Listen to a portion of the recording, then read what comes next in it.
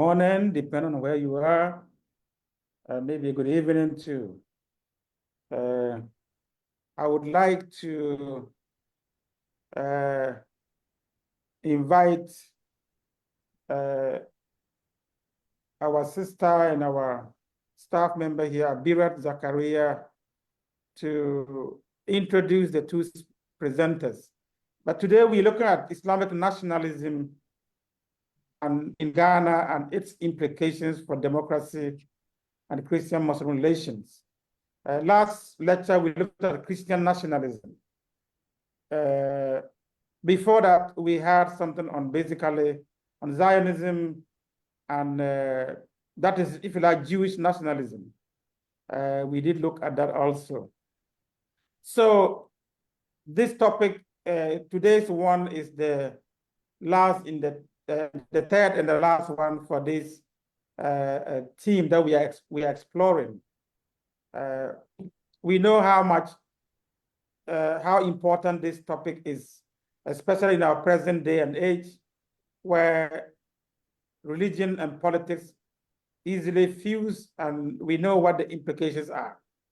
So without much ado, I'm going to invite Abirat to introduce our two speakers, and then we will ask the main speaker to give his presentation, after which the respondent will do, and then I will moderate the Q&A sessions.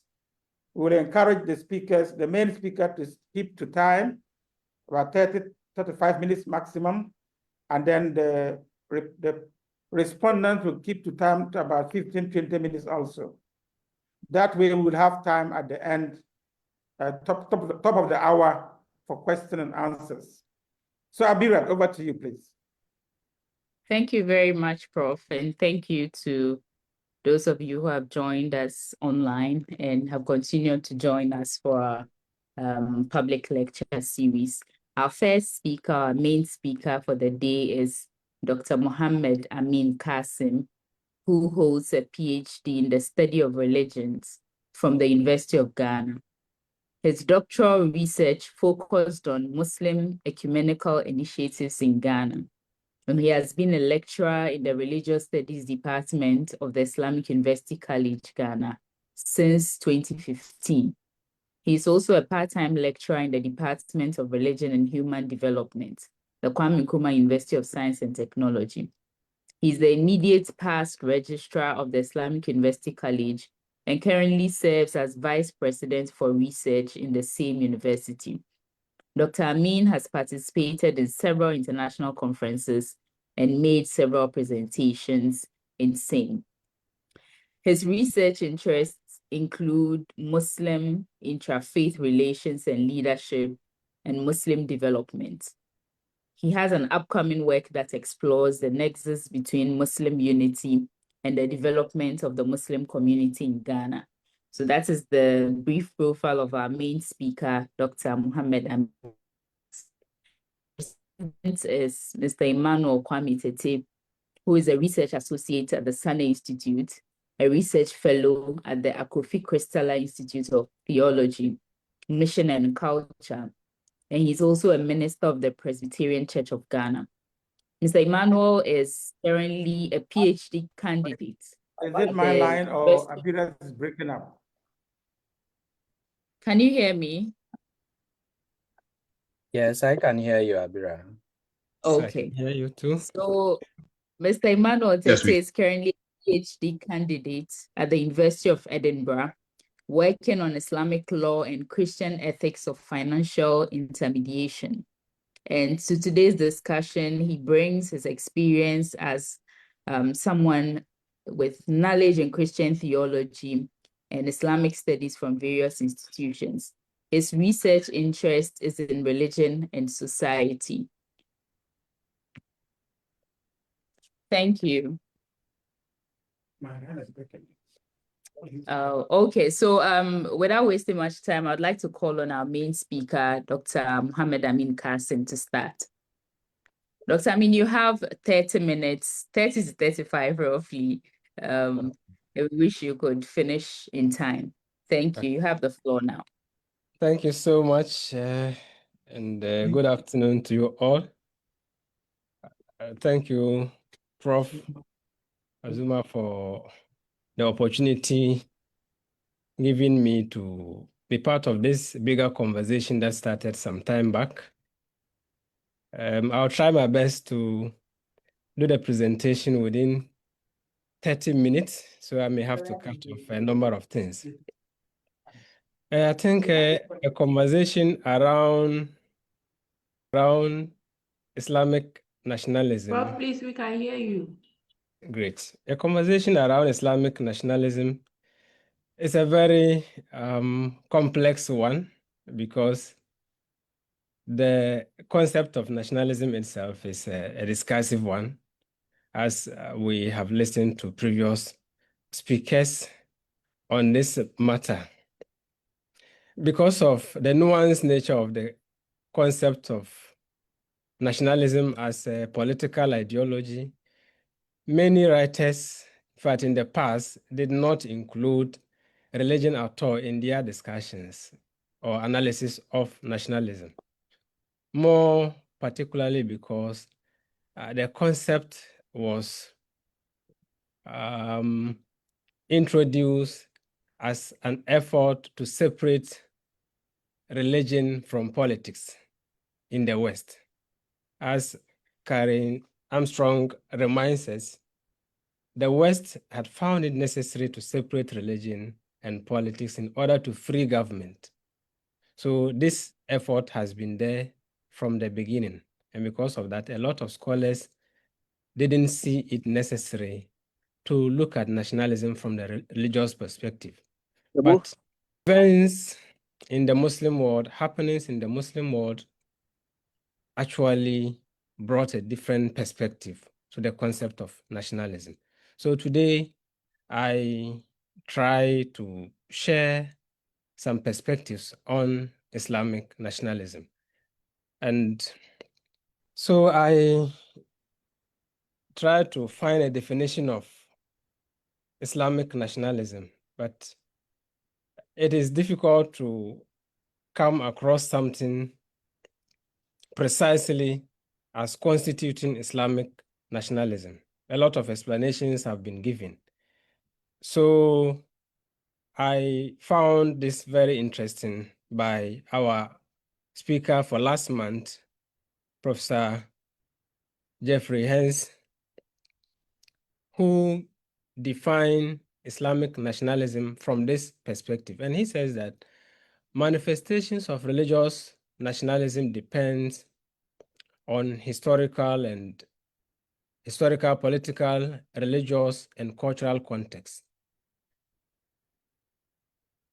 For example, when the state, as in present-day Afghanistan, Iran, Saudi Arabia, and Turkey, seeks to derive political legitimacy from sustained reference to religious, not secular doctrines, then it demonstrates state use of religious nationalism, characterized by certain religious values, beliefs, and ideals allied with a secular attribute, identity with a nation. Afghanistan, Iran, Saudi Arabia, and Turkey are all Muslim majority countries, and their state ideologies are characterized by Islamic nationalism. So when we talk of Islamic nationalism, simply we are looking at the fact that the main political ideologies of a particular nation are characterized by Islamic teachings. So from this angle, we go back to the Islamic concept of nationhood, the Islamic Ummah. So the Ummah narrative. From Muslims' point of view, Islam is not just a spiritual reality, but it has a political dimension. And Muslims have always made reference to the Prophet's migration to Medina, the establishment of Medina as a city, the Medinan constitution, and many other engagements that the Prophet had with other kings at the time. to the effect that the Prophet indeed established a nation, a state, not in terms of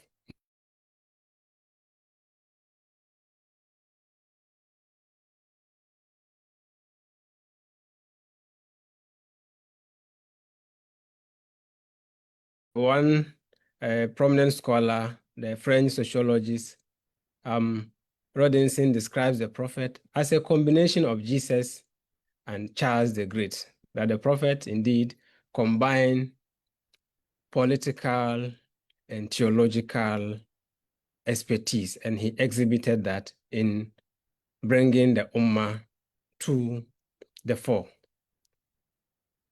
After the Prophet, other caliphates also came on board to expand the frontiers of the Ummah beyond Arabia. And this continued until the fall of the Ottoman Empire, especially after World War I.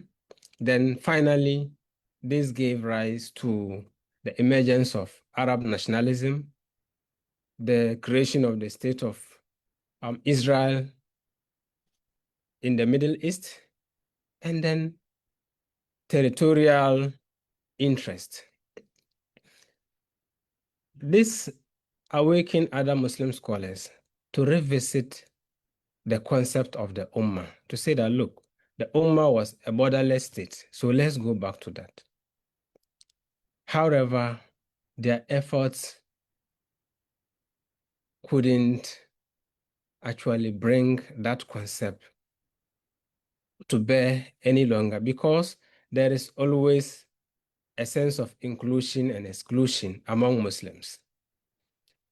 There are internal borders drawn between Muslims in terms of sectarianism, doctrinal differences, and then national territorial lines. And because of this, Muslims are still trying to put themselves together to revisit the past glory, or to reclaim the past glory of the Ummah. So what is prevalent today is territorial nationalism. So we go back to history to see how Arab nationalism emerged.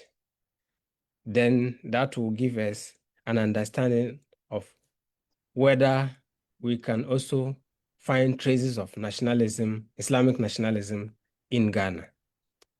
The root of Arab nationalism goes back to the early 19th century, as I mentioned earlier, going back to the Ottoman Caliphate. And this concept of nationalism was introduced to the Arabs by Europeans.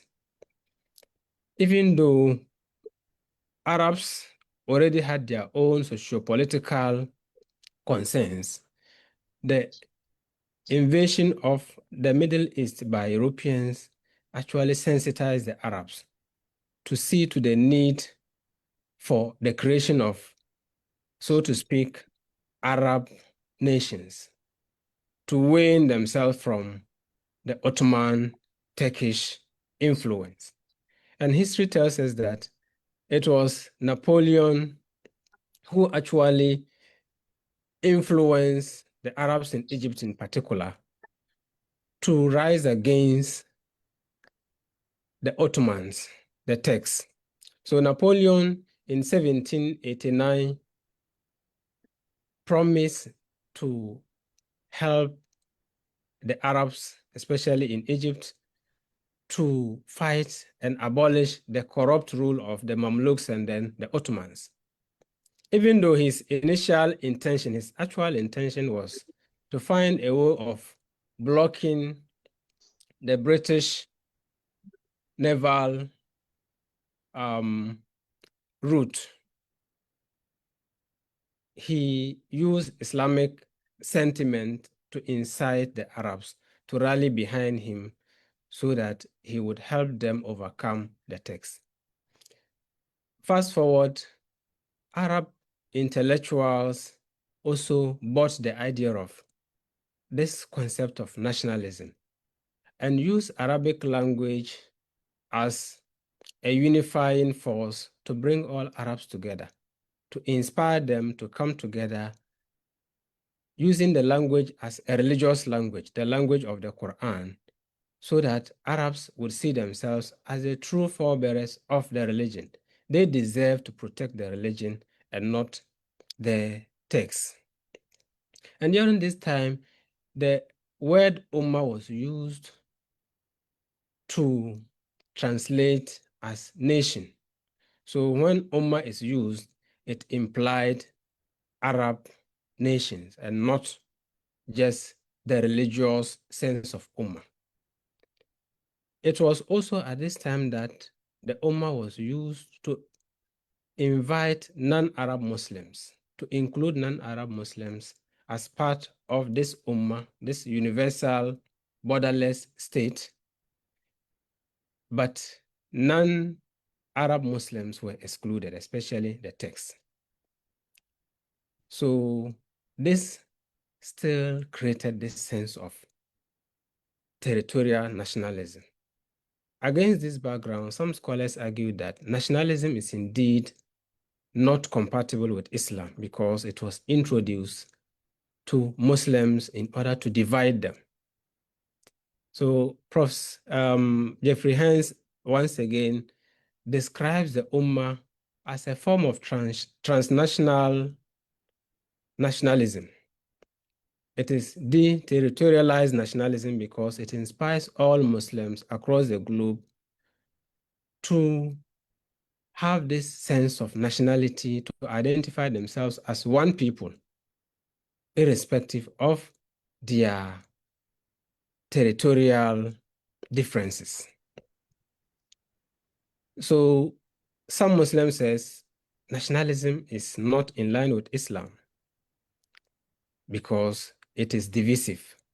For instance, when you take scholars like Imam Khomeini, his campaign is that nationalism based on ethnicity is indeed not in line with Islam. And in the early days of the Iranian Revolution, the Ayatollah viewed nationalism as an alien and secular ideology that was incompatible with Islam. He considered nationalism as contrary to the teachings of the Prophet, and that it was a concocted concept by foreigners who were disturbed by the spread of Islam. So for him, Islamic nationalism shouldn't be a matter of territoriality, but it should be borderless. If there is something called Islamic nationalism, it should be understood as a borderless sense of belonging and not a territorial sense of belonging. Based on this, even when he launched his revolution, the 79 revolution of Iran, the Ayatollah said that the revolution is neither east nor west. They do not subscribe to any form of nationalism in terms of European nationalism or the Soviet Union sense of nationalism, but that it is Islamic, it belongs to all Muslims across the globe. Other scholars like Mohammed Iqbal also saw territorial nationalism as compatible with Islam, especially if Muslims found themselves in an environment where the majority are not Muslims and are also friendly to Muslims. So, basing his argument on Quran chapter 3, verse 64, this coming Monday. a verse that That's on the says, 20th. يا أهل Yes. الكتاب So تعالوا إلى we share كلمة 3 months سواء Nezak بيننا وبينكم ألا نعبد إلا الله Yeah, 3 ولا months نشرك Nezak به So شيئا just come prepared ولا يتخذ whatever you بعضنا need. بعضا أربابا من دون الله. The verse is calling the people of the book to come to a common message. That is the message of oneness of God. So for Allama Iqbal, if Muslims found themselves in a community where there is this sense of unity, this sense of acceptance between Muslims and people of other faith, like the Quran says, come to a common message, then there is no sense in pushing for territorial nationalism. And that to die for one nation in such situation is Islamic. It is in line with Islam.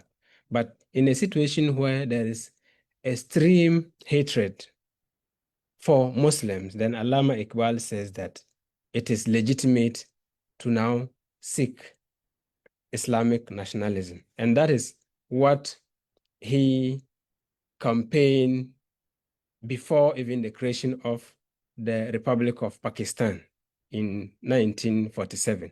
So he propounded the two nations theory because he thought that Hindus were seriously not tolerant of Muslims, and therefore there was the need to have that clear separation.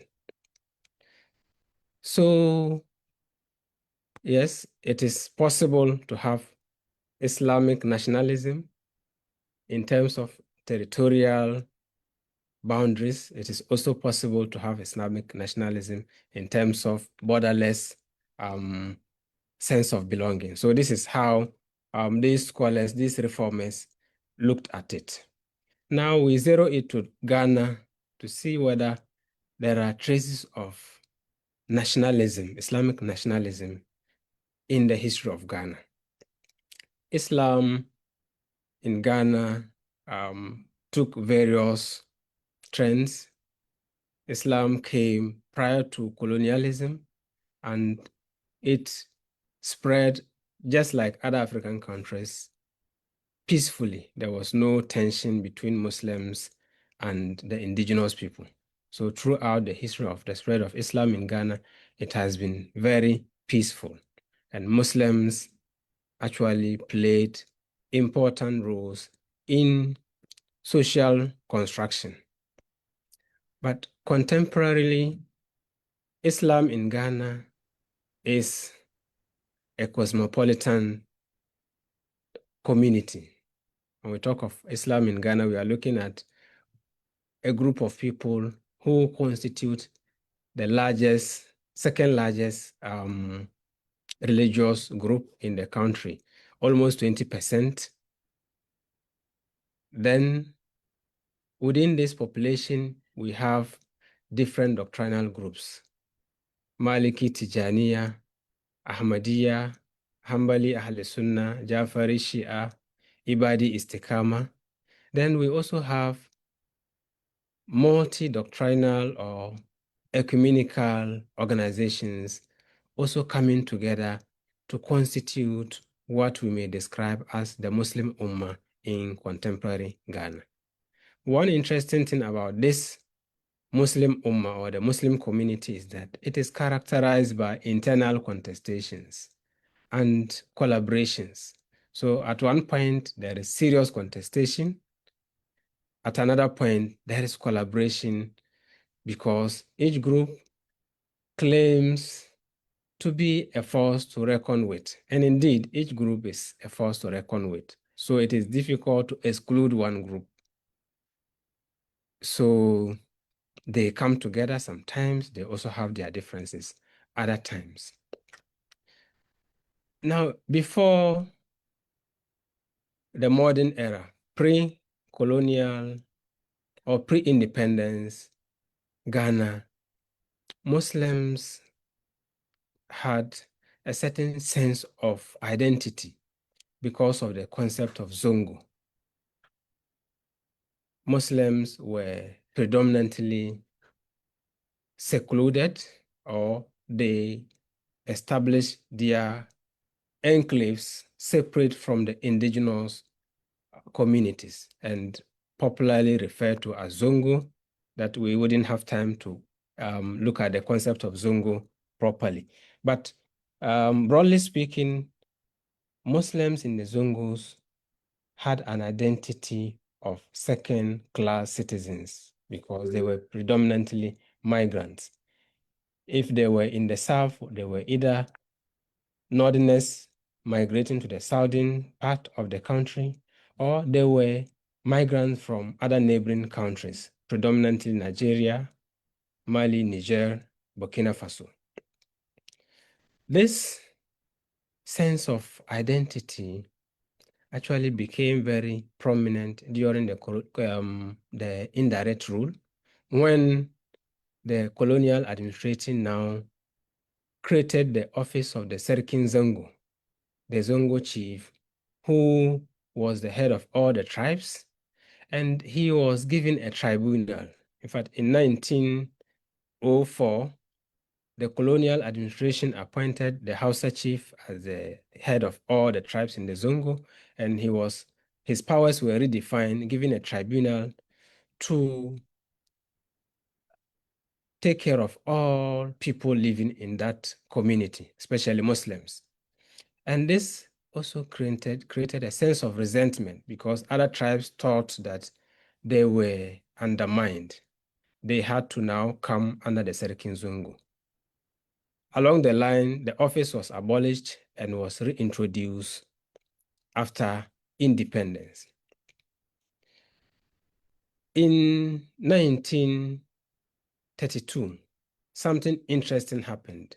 Because of how Muslims were treated as second-class citizens, they started mobilizing themselves, redefining themselves as citizens and not second-class citizens. So in 1932, they established the first Muslim organization, Gold Coast Muslim Association. And this was just to promote the welfare of Muslims. Imam Abbas of Accra and then Alhaji Amadu Serkin Zongo of Kumasi were the leaders of this association. And this was, for the first time, this was actually a surprise to the country because Muslims were on the margins, either forgotten completely or ignored, and they never participated actively in political affairs of the country. In 1939, there was an earthquake in Accra, and this would now actually justify Muslims' quest to remobilize themselves and redefine themselves. Relief items were distributed to affected areas, and Muslims felt that they were not treated fairly, that they did not get their fair share of the relief items. So they protested, but to no avail. So what they could do was to now remobilize themselves and move on to active political participation. So they formed what is called the Muslim Association Party, MAP. And this would now give us a new sense of identity of Muslims in the country. So MAP was formed, and the same leadership actually continued to champion the cause of MAP. Imam Abbas, Alhaji Amadu, and many other Muslim leaders in the country.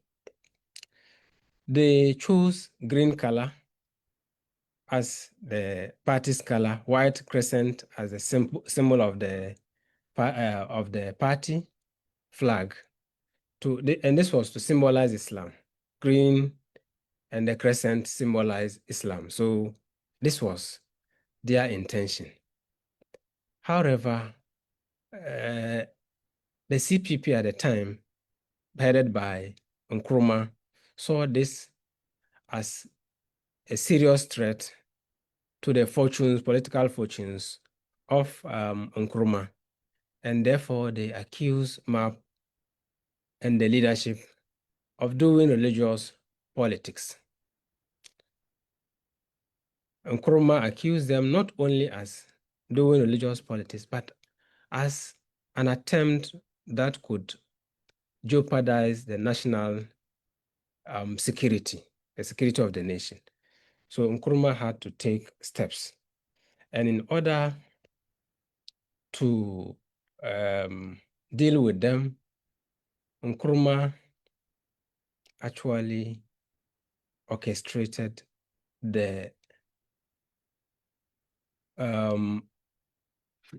promulgation or the passage of the Avoidance of Discrimination Bill that will silence them. So MAP campaigned strongly in the Zongos based on education and then exclusion. So their campaign message was that, look, Nkrumah and then the CPP had built schools for Christians, but Muslims never had such opportunity. So they wanted to simply say that when schools are built for Christians, Muslims too must be remembered. And that once this is not happening, Muslims should come together, vote for Muslims to be part of the decision makers so that they can also bring development to their doorsteps. They accused Nkrumah of excluding Muslims and then pleaded that the time had come for government to also consider Muslim representation in statutory boards, committees, and then policy making, so that anywhere decisions are taken, Muslims should be part.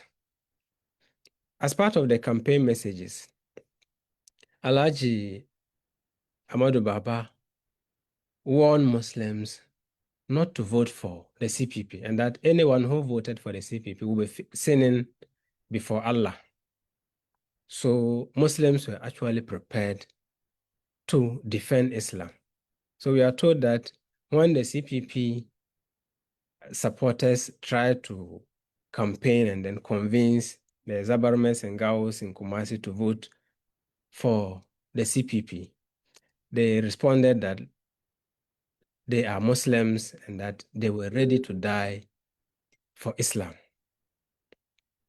In spite of all these efforts, MAP presented 15 candidates in the general elections, out of which only one candidate won.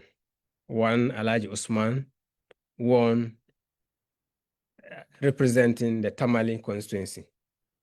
Yet, MAP was seen as a threat to national security based on the suspicion that they could introduce religious fanaticism in the country. As I mentioned earlier, the Avoidance of Discrimination Bill was passed in order... Dr. Ameen, you have 5 minutes more. Wow. In order to silence them. Members of MAP, especially the leaders, some of them were deported, some were deposed. And then finally, Nkrumah had his way. During the Achampon era, Muslims also learned lessons from the experience that the leadership of MAP had. And therefore, they declared their support for union government, for Achampon's union government. And so it is MAP that, the activities of MAP that gave Muslims a sense of identity. And this sense of identity in terms of political participation created suspicion of an attempt to create Islamic nationalism in Ghana.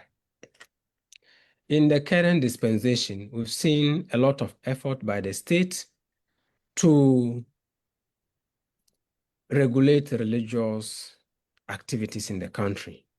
From 79, 89, PNDC, 92, up to the current regime, a lot of legislations have been put in place to consciously support religious groups, especially Muslims and Christians, to go about their religious activities without infringing on one another's right and without also feeling discriminated against. And these legislations allowed religious bodies to also participate in the political system. For instance, today we have Muslims, Christians, and people of other faith being part of the political system. You take parliament, for instance, you have two important religious organizations in parliament, the Muslim caucus in parliament, and then the Christian fellowship. And these groups speak for the interests of their religious organizations, not out of the democratic process, but as part of the democratic process. We see a lot of collaboration between Muslims and Christians. For instance, peaceful coexistence. It is one of the admirable features of the Ghanaian community. Wherever you go, you see Muslims, Christians living peacefully together in compound houses, in the marketplace, in the trotros, everywhere. In our schools, we live in the same classrooms, stay in the same boarding houses, go to the same dining halls, eat the same food together and all that. And so there is this sense of unity and togetherness between Muslims and Christians. That is at the micro level. At the macro level, we see leadership also coming together. And this picture is a very popular picture, 2019 picture, when the National Chief Imam paid a historic visit to Christ the King Church in Accra. And this was part of activities marking the anniversary birthday of the Chief Imam, the centenary birthday of the National Chief Imam. It was in the news, it attracted a lot of headlines, and it was meant to consolidate the unity between Muslims and Christians. In spite of the challenges, there is that sense of togetherness.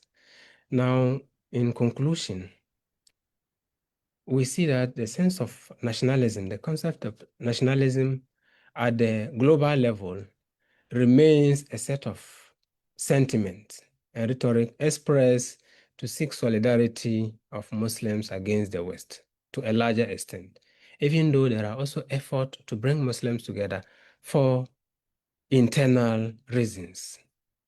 However, these sentiments are defeated by more nuanced doctrinal differences and then national or country nationalism.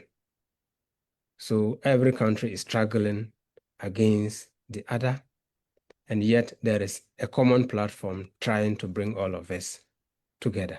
So when we come to Ghana, we see that the nation state emerging from multiple normative traditions allows all religious organizations to participate in the political process, in the democratic process. And therefore, it makes it less incentivizing, in fact, for Muslims to want to promote a certain agenda of Islamic nationalism that will undermine the democratic process. Because Muslims, within their constitutional right, are able to speak against discriminations or infractions they identify in the society based on articles of the Constitution. For instance, Article 21, Clause 1C of the Constitution allows Muslims to speak for their rights. Their rights have been guaranteed.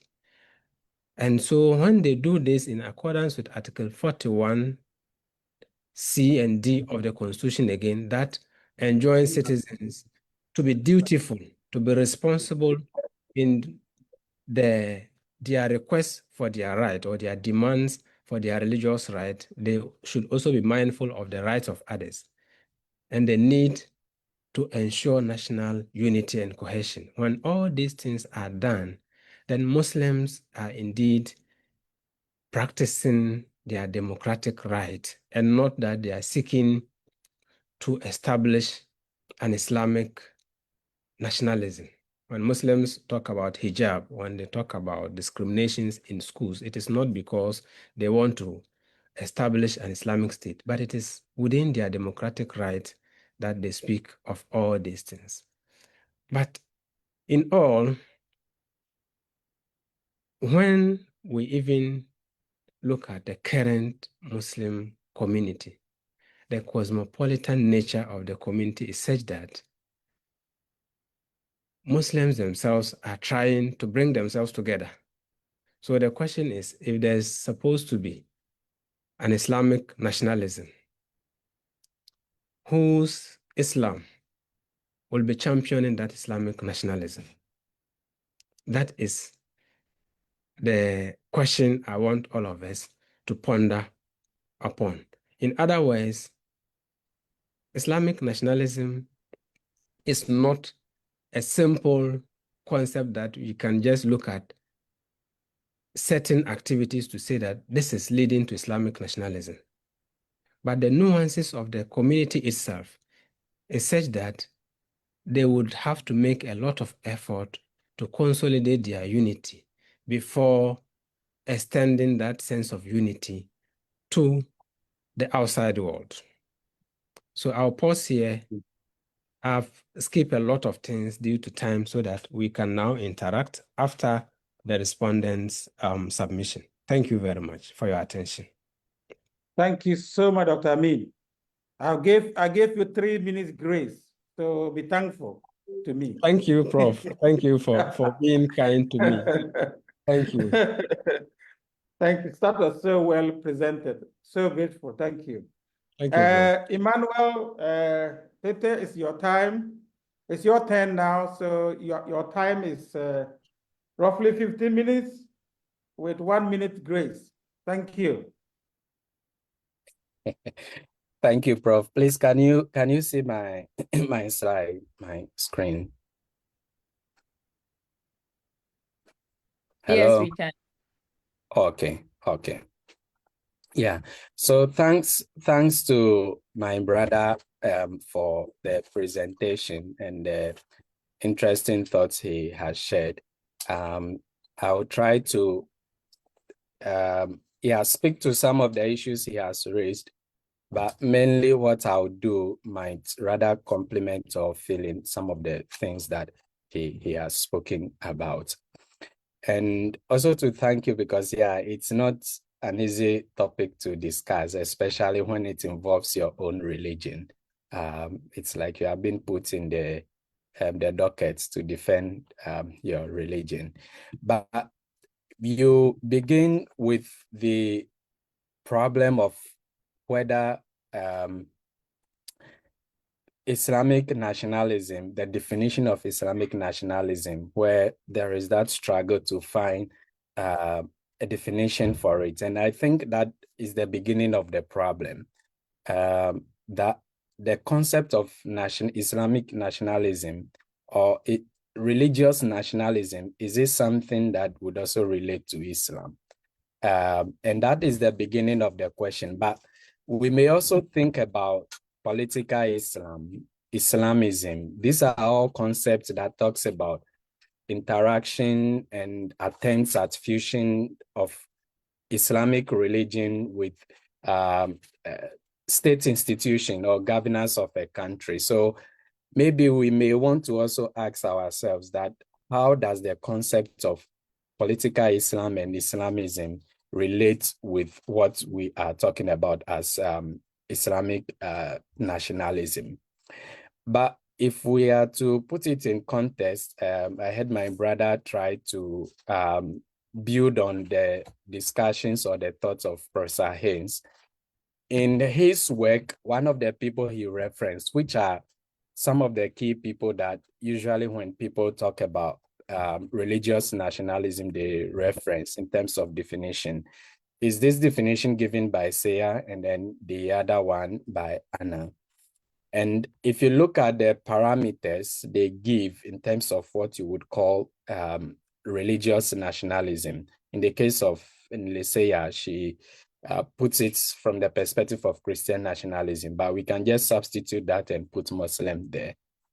Which talks about an ideology, a cultural framework, which advocates for the fusion of a particular form, in this case of Islam, and a country's civic life and political institutions for a privileged place for, let's say, Islam in the public realm.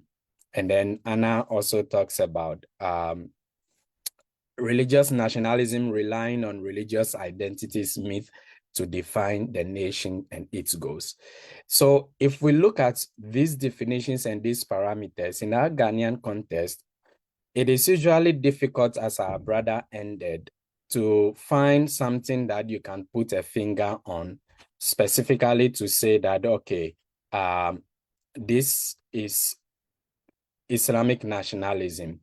But if we would all pay attention to what is happening on the ground, what is happening in the media, at least there are a few things that happen that give people a cause of concern and begin to raise those questions. It happened from both Christian perspective, but because we are talking of Islamic nationalism, I'm sure we'll remember people raising concerns about government involvement in Hajj operations, for instance. It's a religious affair. Muslims play a leading role, but at the end of the day, the institution that runs it, the people are appointed by the government. So that then caused people to raise these questions, sort of red flag. Are we seeing signs of what people may call Islamic or Muslim nationalism? There were a number of government initiatives which were targeted at small communities, which could be defined as ethno-religious communities. For instance, the Zongo Development Fund. We also have government paying for Arabic school teachers. During the last election, for instance, we had a Muslim manifesto. So whereas theoretically, it is difficult to, if we are to based on these definitions of religious nationalism, it is difficult to objectively say that there is Islamic nationalism. There are a number of initiatives from both sides, the states and the religious community, which give people a cause of concern. And that is something that we need to think about as religious people. But what is the problem at stake? I have been thinking and reading in his book, Piety,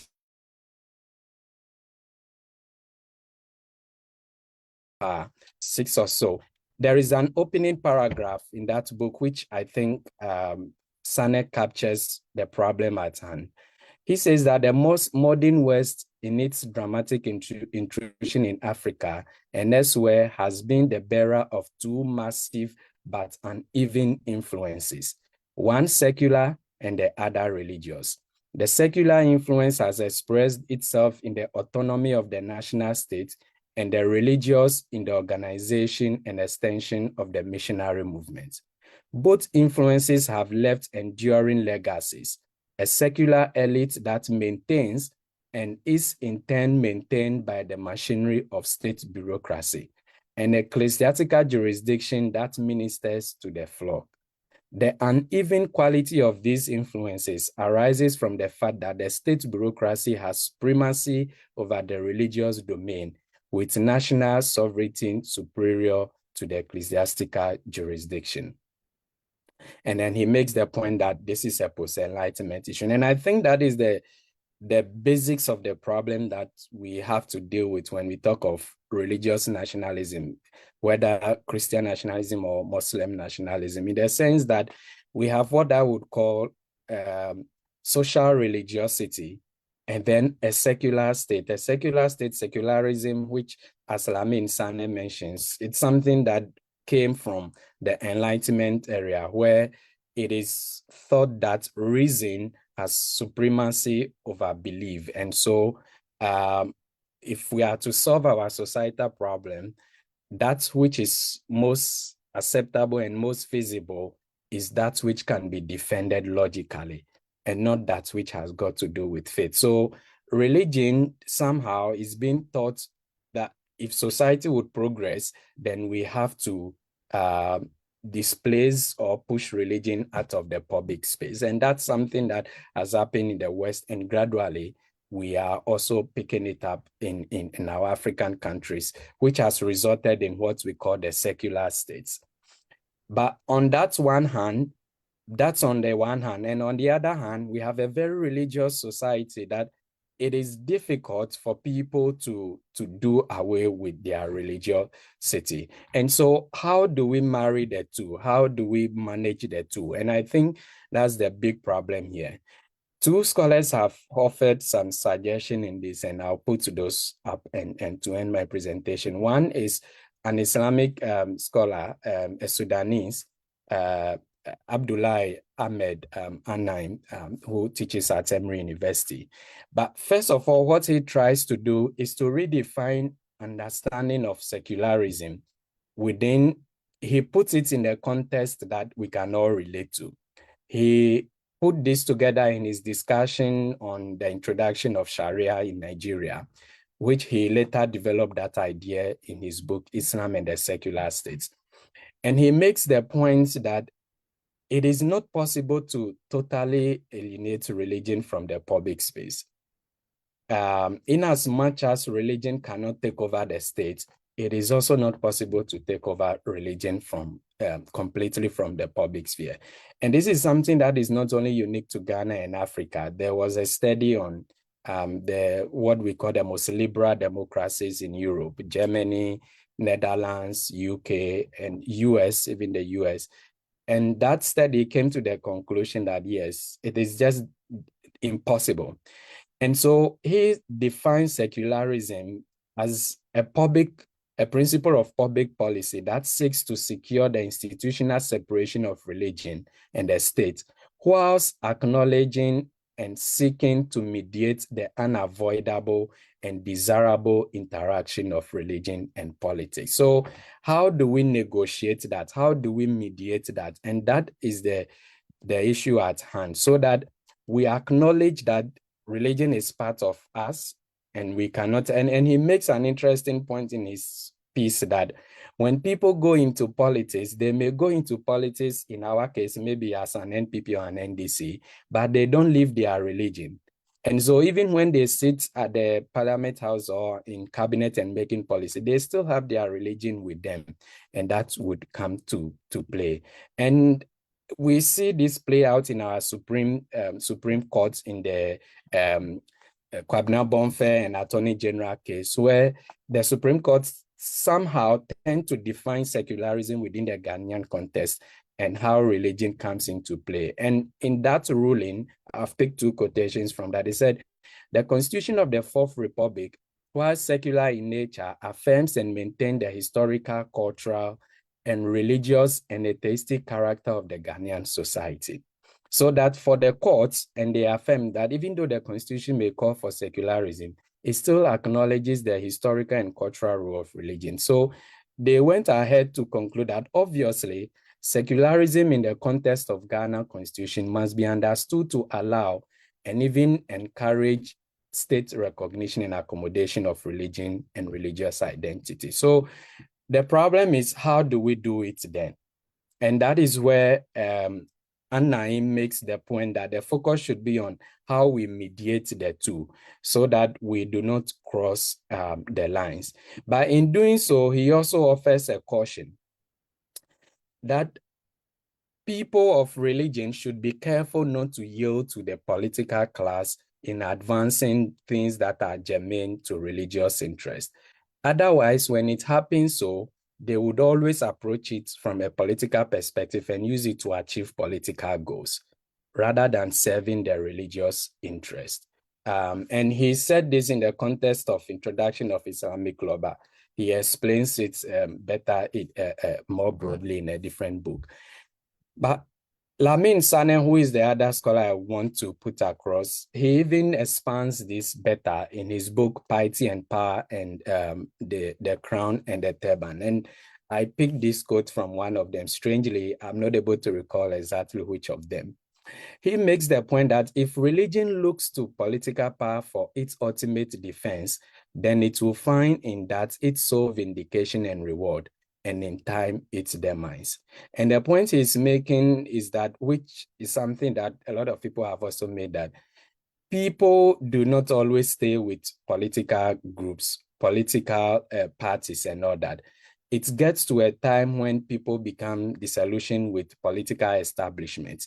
So when religious groups yield their vindication and advancement of their interests, their beliefs, their practices to the agency of the political class, then when people become disillusioned with the political class, that particular religious groups becomes an unavoidable accompaniment. So that when religion, Islam or Christianity, we tend to yield to the political class to help advance the cause of our faith, people would begin to associate our faith with that political class.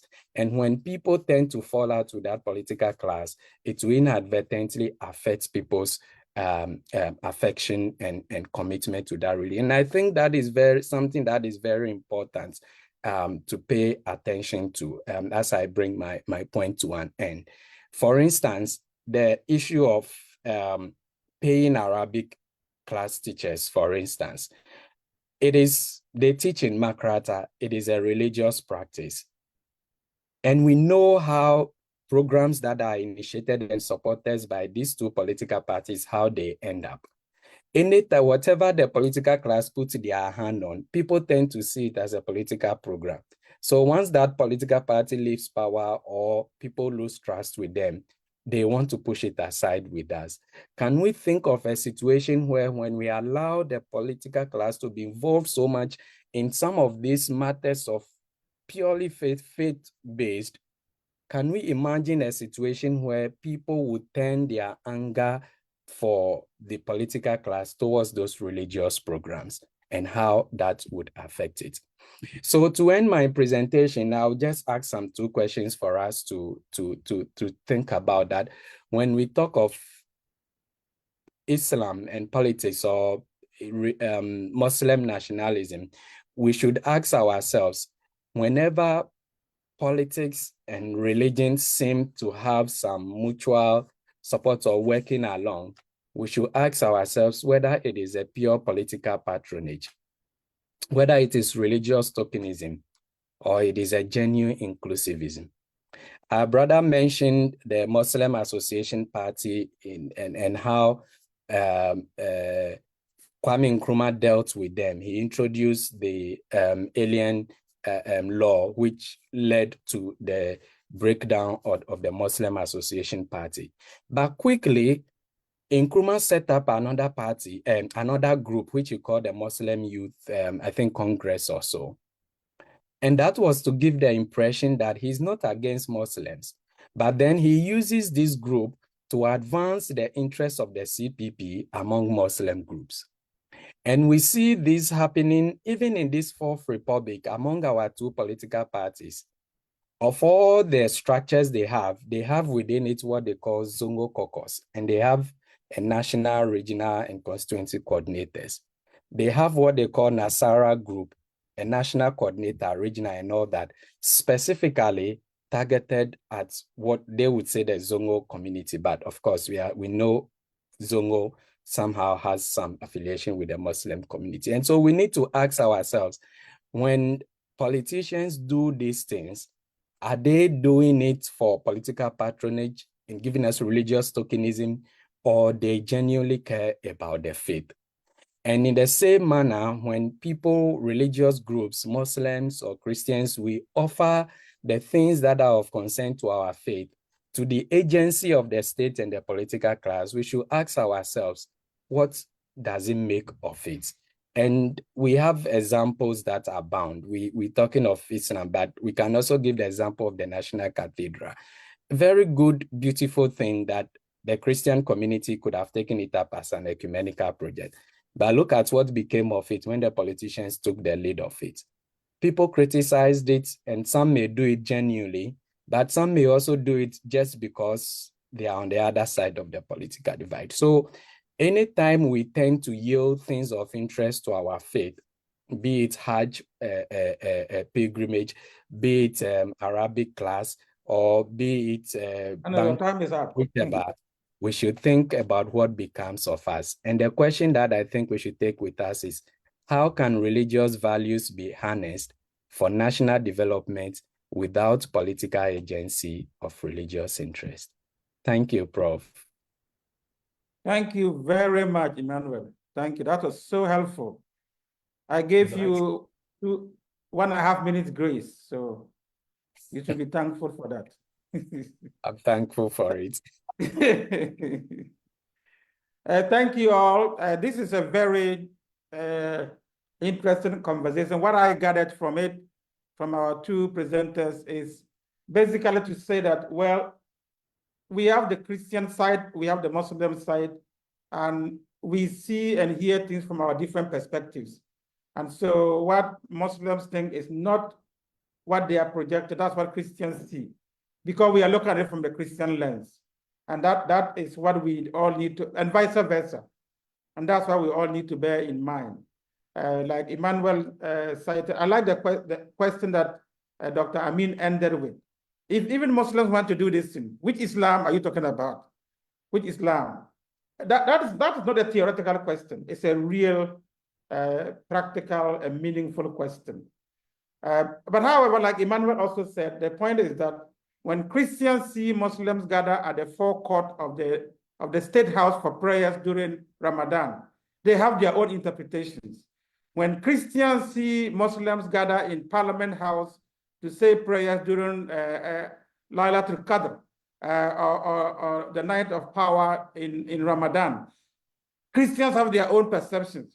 When Christians hear that the state is helping organize Hajj, even though we those who know the details know it's not as it is portrayed, those who don't know the details hear it differently. And these are some of the challenges that we have, that we need to have constant conversations. So let's open it up for those who are here. If you have a question, you can post it on the chat. If you also want to raise up your hand, we have 25 minutes. And I'm going to be very religious about 25 minutes that we have to end. Thank you very much. You can raise your hand, you can post your question on the chat.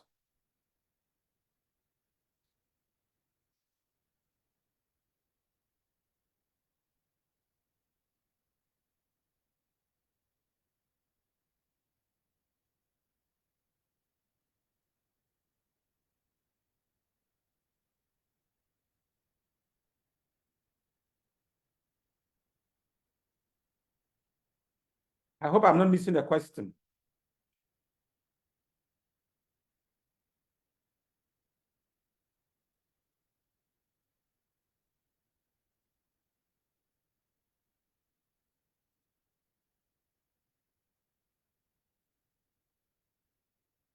Prof, I think Joshua's hand is up. Okay. If you are not seeing their hands. And then there is one question also in the chat. Yes, sir. Joshua, please go ahead. All right. Good afternoon. I want to begin by appreciating the presenter and then the responder for their comments. I'm based in Nigeria, so in the course of the presentation, I think the presenter made reference to the history of Islam in Ghana, and he alluded to the fact that Islam penetrated Ghana and made progress without violence. I'm not sure if there was a scholarly reference to that statement, so I just want to find out.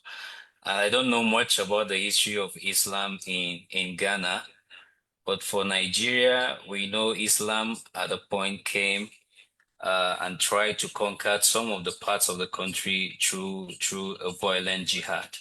So is there a collaboration? I mean, sorry, not a collaboration. Is there a correlation with what happened in Ghana? Thank you.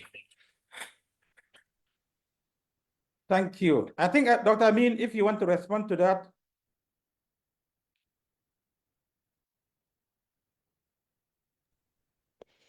Thank you very much. Yes, generally, in fact, there are the scholarly references are there. Because this is a public lecture, I didn't make it too academic, filled with citations here and there. But there are a lot of references. You can read Hisket, you can read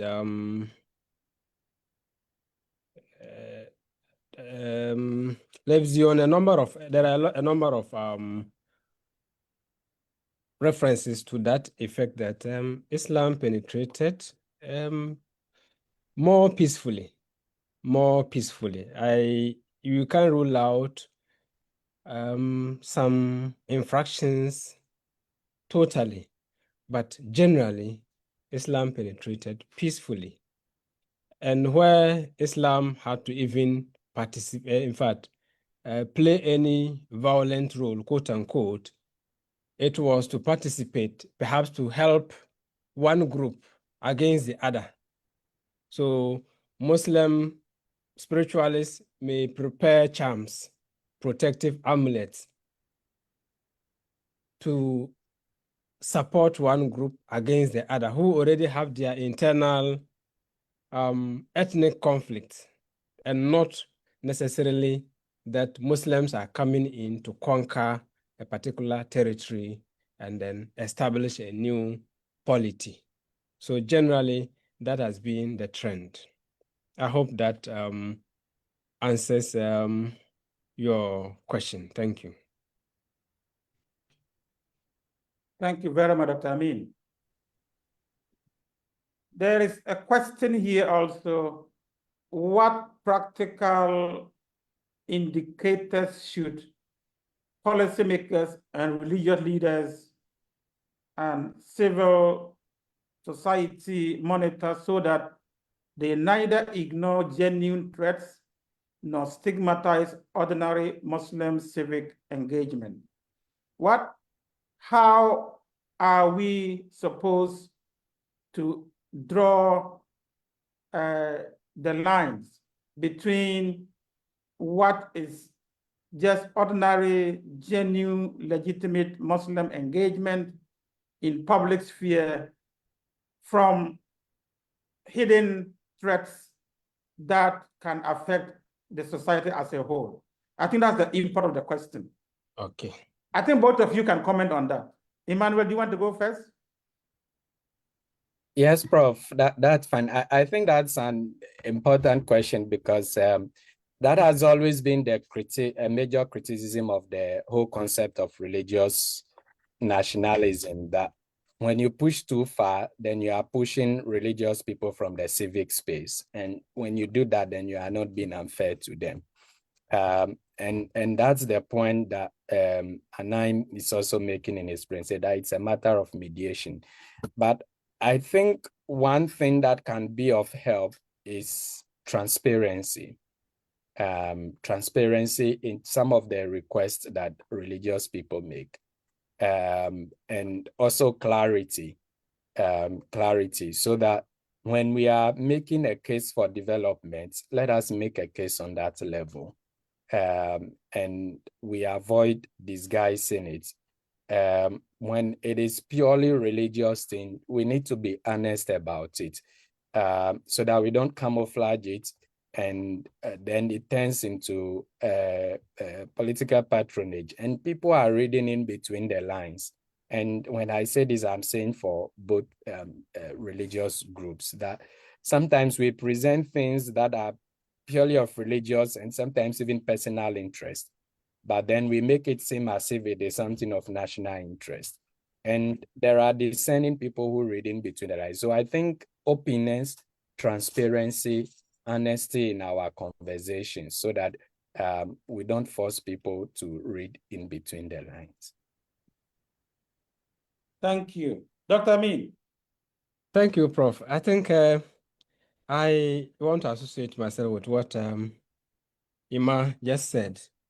But I think more importantly, the political class would have to also be more sincere in all this.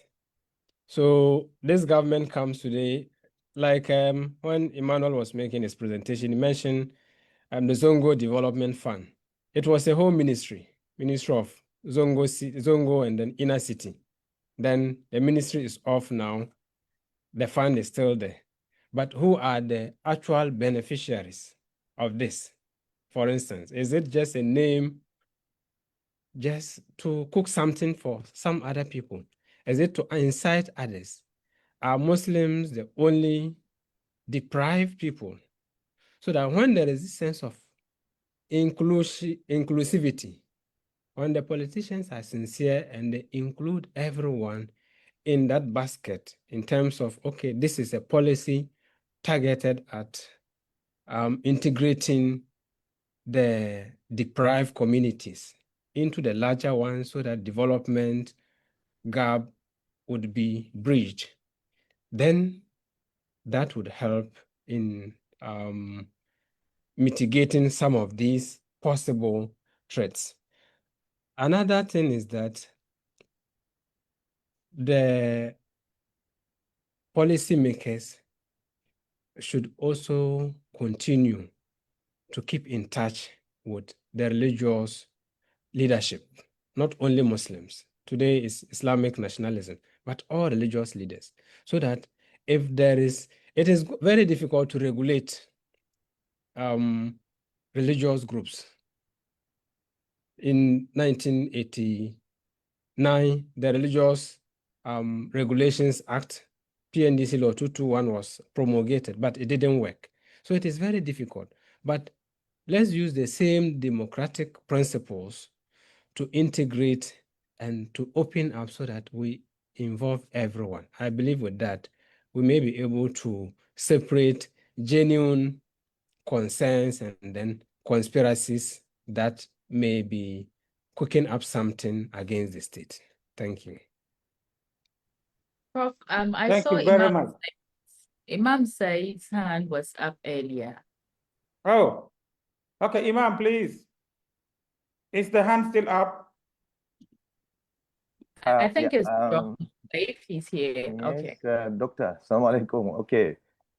Walaikum salam. Please, Imam, go ahead. Doctor, good. Well done. Sorry, I just wanted to do a few contribution. To this very insightful presentation by Dr. Ameen. Thank you. Particularly the point of Islamic nationalism and the way we, the Muslim communities, understand this terminology. Islamic identity, actually, as a Muslim, my identity should not become a barrier, actually, for our unity as Ghanaians. So a confident Muslim in Ghana does not really strengthen his Islam by weakening either democracy or alienating other religions. Rather, the Muslim strengthens both Islam and his nation, or that is Ghana in this case, by embodying those fundamental ethos and ethics, that is justice, mercy, peaceful coexistence. The moment we do this, our religious convictions will then inspire us to become better citizens, not divided citizens. So this kind of approach is what reflects in Quranic vision, that diversity is actually not a threat, but a divine opportunity for us to have mutual understandings. Muslims in Ghana can remain firmly committed to their faith while actively also protecting the rights and dignities of peoples of other faith. And so democracy, as we look at it, flourishes when religious communities, compete, in the values of righteousness and public service, regardless of which religion is it, not hostility or sensing or wanting to dominate, so to speak. Quran chapter number 49, verse 13, actually tells us what we should do. And when it calls on the Muslims here, he used the word mankind. Oh, you mankind, indeed we have created you from male and female and made you into nations and tribes. So nations and tribes simply means you're actually not the same. So the verse continues to say he did this so as to make you know one another and learn from one another. And it continued by saying, indeed, Allah says, the most honored of you before him, Allah, is the most God conscious. So I mean, whatever religion you believe in, the God consciousness of it actually will put you together. The Prophet Muhammad SAW actually tells us in one of his sayings that Man aza zimmiyan fa ana khasimuhu yawm al-qiyamah. This is a categorical statement.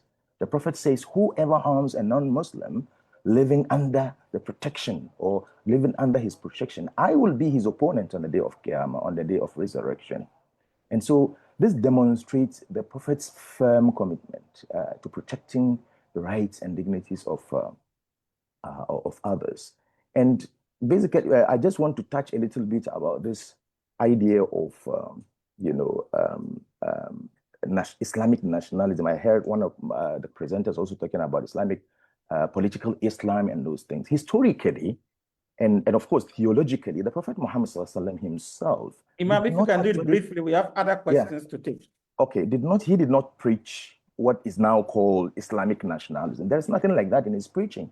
His mission was religious, ethical, universal, rather than, ethnic or nationalistic.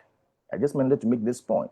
And the first Muslim charter, the first charter he put in after he migrated from Mecca to Medina, which is known as the Constitution of Medina or Medinan Charter, you can see that from the beginning to the end, there is nothing about even the dogma or the creed of Islam. It's not about, binding the people together, because he recognizes the different faiths, Christians, Jews, others, And so if you read that charter, which is known as the Medinan Charter, you can even Google it and see what, kind of politics, if you will, the Prophet Muhammad SAW actually embodied when he migrated to Medina.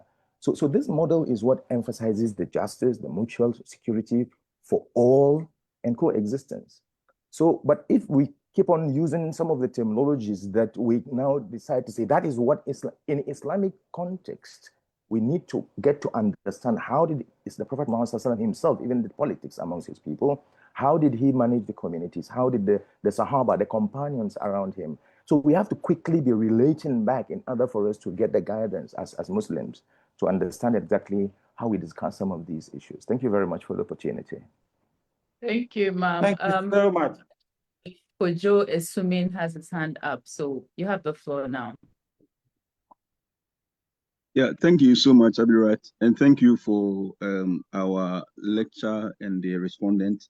I quickly would want to ask a question about the implication of Islamic nationalism also on the African indigenous religion or worldview.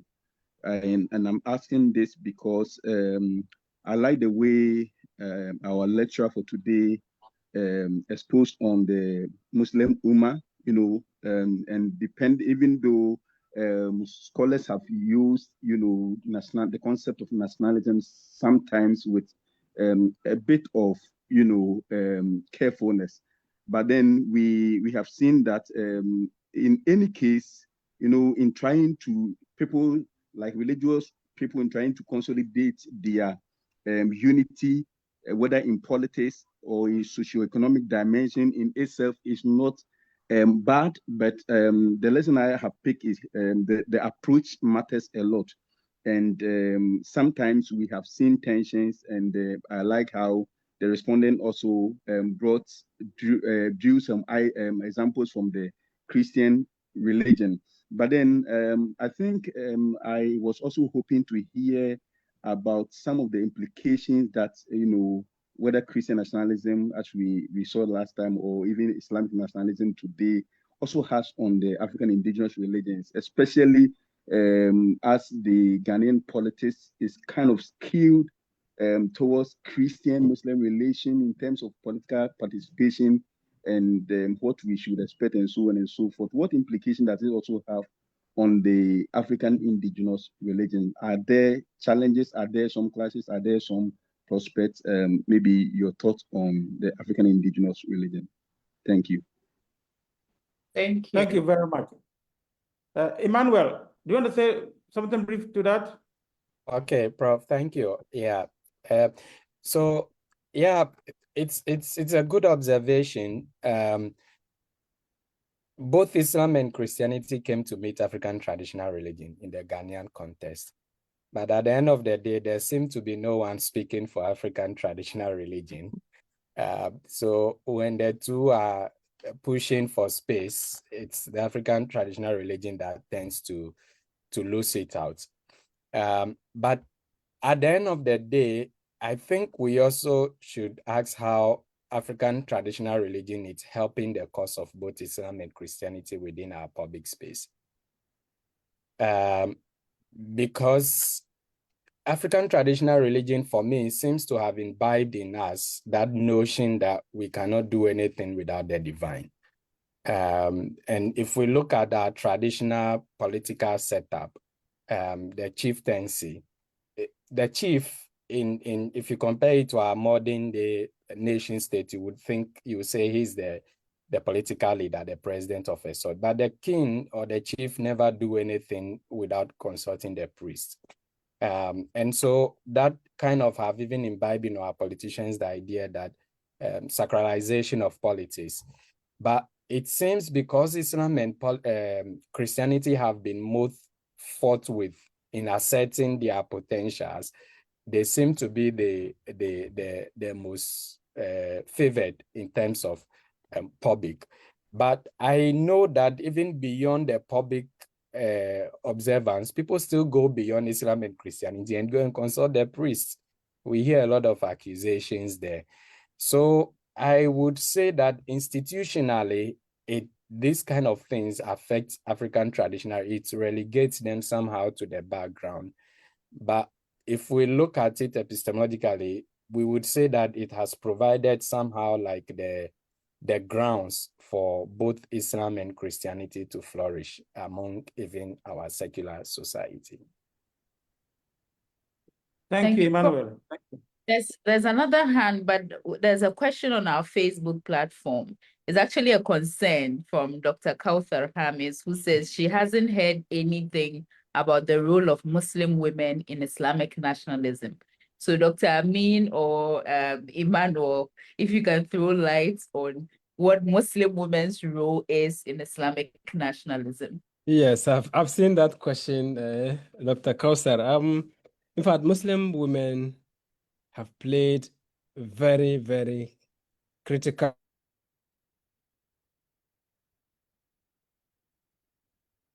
Islamic nationalism. We are not saying this is Islamic nationalism, okay? But maybe in constructing Islamic identity, contribute to the development of Islam and Muslim society, women have done a lot. The formation of Zumunchi, the formation of other Muslim organizations, and currently FOMWAG. We can't talk of Islam today in Ghana without mentioning FOMWAG. They have done a lot in consolidating Muslim unity. Today, almost all the national ecumenical bodies within the Muslim community have representation of women, and FOMWAG is always at the forefront.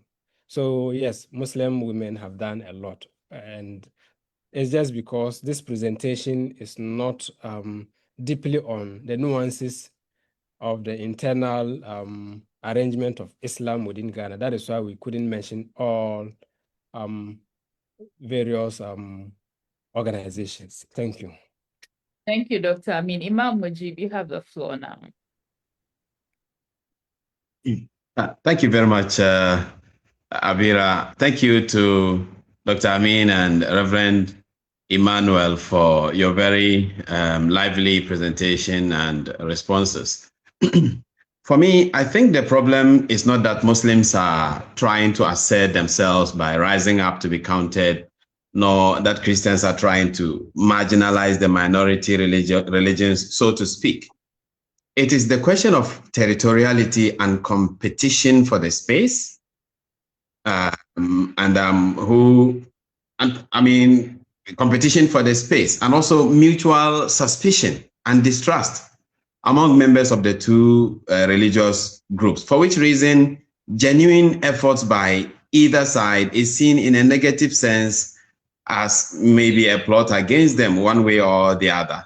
Therefore, for me, this requires regular engagement between the two groups and sincerity, to be sincere in every endeavor they are engaged in, so that through these engagements, we'll be able to iron out the rough edges that may not be understood by the other side, so that we can all pursue the development of our nation, Ghana, together as people who have stake in the development of our nation, Ghana. Thank you.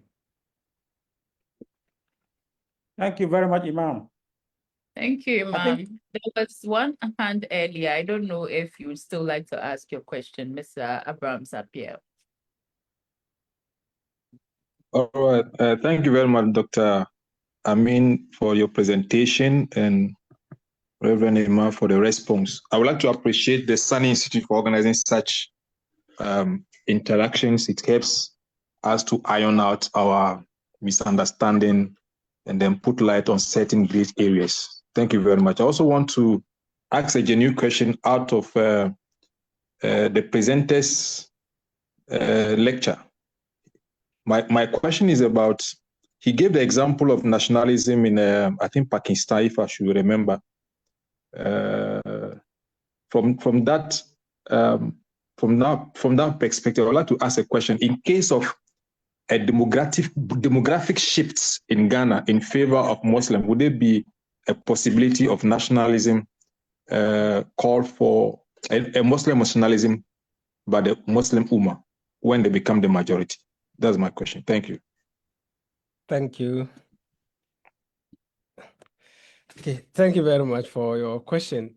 I doubt if that will happen. In fact, as we try to explain nationalism in terms of territoriality, and then nationalism in terms of identity, in terms of solidarity.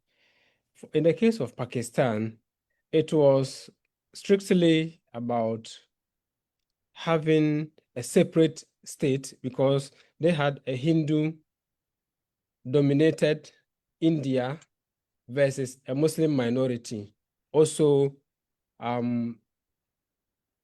centered at one side of the country. So it became necessary for them to push for that separation in order to have their sovereignty and be able to practice their religion, which they saw it to be their prevailing culture. So when I was explaining, I said that even those who campaigned for that said if Muslims found themselves in a Christian-dominated community, they should be guided by Quran chapter 3, verse 64, which invited the Christians, the Prophet invited the Christians that, come, let's have a common word between us. And that common word is the oneness of God. So bringing that to Ghana, Muslims and Christians, as far as we continue to have this kind of interaction, this understanding, even in the unlikely event that, yes, Muslims become the majority and would want to portray that sense of Islamic identity all over the country, I don't think it will be a Pakistan-like nationalism. I don't foresee that at all. But it is a human society. Maybe sociologists will help us appreciate that if we get to that point. But I don't think there is that fear at all. Thank you. Thank you very much, Dr. Ameen. I agree with you, Dr. Ameen. I don't think we should understand this question, for instance, in Ghanaian context, is one of the suspicions, as Imam Mujib was saying, and the conspiracy theory that sometimes we have from the Christian side, that when Muslims become a majority, the tables will turn around. And that is always, you always hear that. But the problem is that we have Muslim majority countries in Africa already that has not gone Pakistan way, they have not gone Saudi Arabia way, they have not gone the way of these other theocracies that Dr. Ameen mentioned. So I don't think that's going to happen because we have a different culture, we have different history, and going back to the African traditional religion has actually been the glue for Christian-Muslim relations in Africa. And as long as we continue to have that common heritage, I don't see us drifting too much. And when even it happens, there will be forces to call us back to where we need to be in that shared space with mutual respect for each other. So I want to take this opportunity to thank the presenter, Dr. Ameen, and Emmanuel, who is finishing his PhD, soon to be doctor. Please hurry up and come. The house is burning. We need you back in Ghana. So thank you all for those who have joined us online. We will be coming out again with our next lecture, and this will be recorded and shared on our website for those who would like to review it later. Thank you all and have a wonderful day, evening, morning, wherever you may be. God bless you all. Bye-bye. Bye. Bye.